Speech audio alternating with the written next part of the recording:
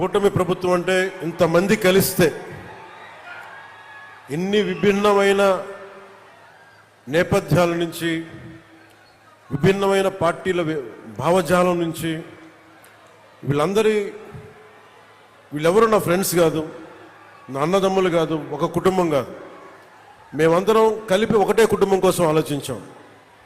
తెలుగు జాతి కోసం, ఆంధ్రప్రదేశ్ కోసం, మీకోసం మేమందరం ఏకమయ్యాం.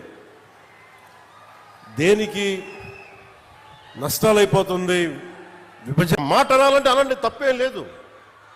డెమోక్రసీ, ఇది ప్రజాస్వామ్యం. ఖచ్చితంగా అనండి. అనటానికి కొన్ని గీతలు ఉంటాయి. గీతలను దాటి మాట్లాడితే మీ చేతికి మళ్ళీ ముద్రలు వేయడానికి ఏముంది. అలా మాట్లాడే వాళ్ళు చెప్తున్నాను ఇప్పుడే. మీ చేతి మీద గీతలు తీసేస్తాం, అంత అరగదీస్తాం, గుర్తుపెట్టుకోండి. ఏమన్నా కలెక్టర్స్ ఎస్పీల మీటింగ్లో కూడా నేను ముఖ్యమంత్రి గారి సమక్షంలో తెలియజేశాను. ఈ రాష్ట్రంలో రౌడీజం, బెదిరింపులు, మన ఉత్తరాంధ్రలో కూర్చోబెట్టి కొంతమంది బెదిరించి ఒకటే చెప్పాను.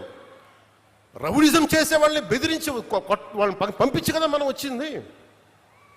మనం అలాంటివి చేస్తే మనకి వాళ్ళకి ఏంటి తేడా? ఇది నేను చెప్పాను. నేను, జనసేన, మేము ప్రభుత్వంలో భాగం. అవసరమైతే చాలా ఖచ్చితంగా ప్రతి విషయాన్ని, అంశాన్ని తెలియజేస్తాం. Very constructive. మేము పార్ట్ ఆఫ్ దిస్ అలయన్స్. అందుకని దీన్ని ప్రతి ఒక్కళ్ళు దృష్టిలో పెట్టుకోండి.